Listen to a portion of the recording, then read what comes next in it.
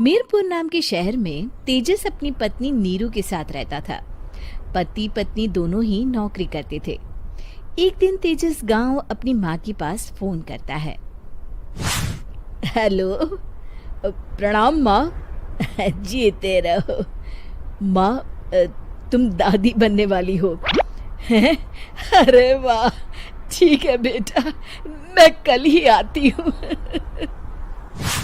जब माँ जी शहर पहुंची तो बेटे बहू ने बहुत अच्छे से स्वागत किया। लीजिए माँ जी, चाय। अरे गर्मा गर्म पकोड़े ले आओ माँ के लिए।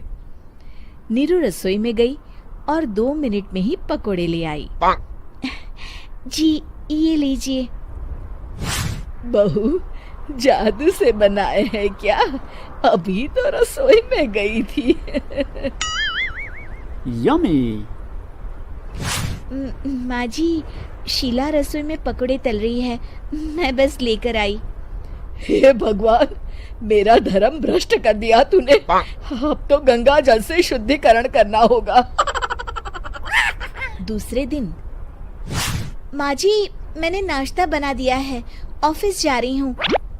पर अभी तो घर का सारा काम पड़ा है। शीला आती ही होगी, झाड़ू पोछा बर्तन कपड़े वो सब कर लेगी।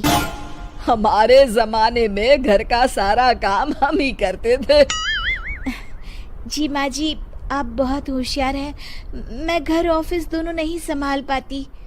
तो जरूरत क्या है घर से बाहर जाकर चाकरी करने की? वैसे भी घर का काम खुद करने से घर में बरकत आती है, समझी? पर माँ जी। पर वर कुछ नहीं, इस महीने की पगार मिले फिर ऑफिस बंद। हाँ। रात को नीरू तेजस से कहती है, सुनिए जी, माँ जी बोल रही थी कि मैं नौकरी छोड़ दूं। वैसे ठीक ही तो है, अभी तुम्हें आराम की जरूरत है।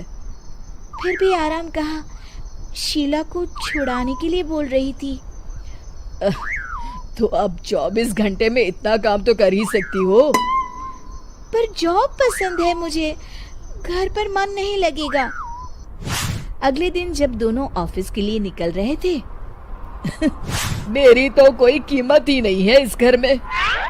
माँ जी, आजकल महंगाई बहुत है, रहन सहन भी बदल गया है, दोनों नौकरी करते हैं तभी ठीक रहता है। अच्छा, तू कहना क्या चाहती है? मेरा बेटा तुझे बिठा के खिला नहीं सकता? तू ही इस घर का खर्च चला रही है, हैं? नहीं माँ जी, मेरा वो मतलब नहीं था।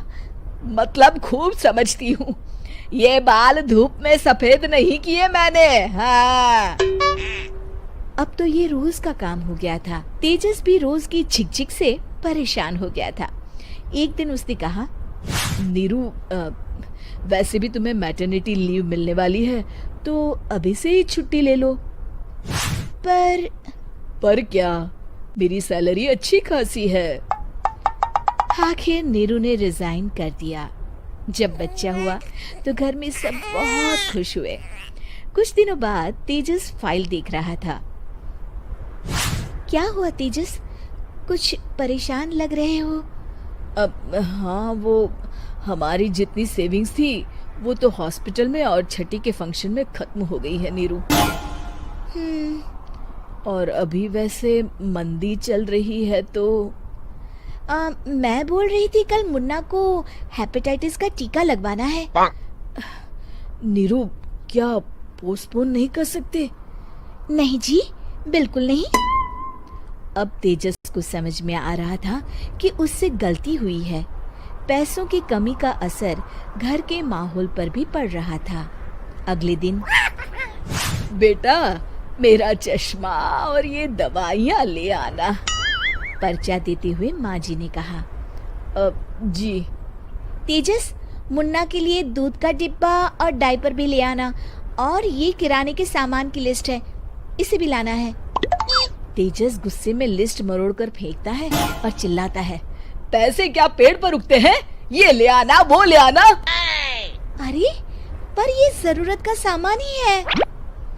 वो गुस्से में बिना कुछ कहे ऑफिस चला गया। अरे लंच तो ले जाइए। नीरू दौड़कर डिब्बा पकड़ाती है एक दिन खाना खाने के बाद, नीरू, अब तो मुन्ना कुछ बड़ा हो गया, तो अब तुम वापस ज्वाइन कर लो ना जॉब।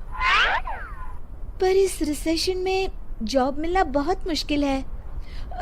ट्राई तो करो।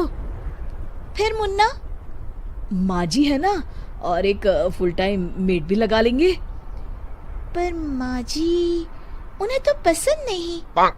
तभी माँ जी वहाँ आ जाती है और प्यार से नीरू के सर पर हाथ फेरते हुए बोलती है, अब मेरी समझ में आ गया बहू, पहले के और अब के समय में अंतर है।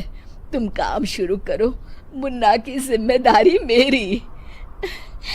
मेरी प्यारी माँ जी, ये कहकर नीरू उनके गले लग गई। शिक्षा, परिवर्तन संसार का नियम है, हमें भी समय के साथ चलना चाहिए। उम्मीद है कि आपको हमारी ये कहानी पसंद आई होगी। कृपया हमारे चैनल को सब्सक्राइब करें और सभी अपडेट्स के लिए बेल आइकन जरूर क्लिक करें। और हाँ, वीडियो लाइक और शेयर करना मत भूलिएगा। Bye bye.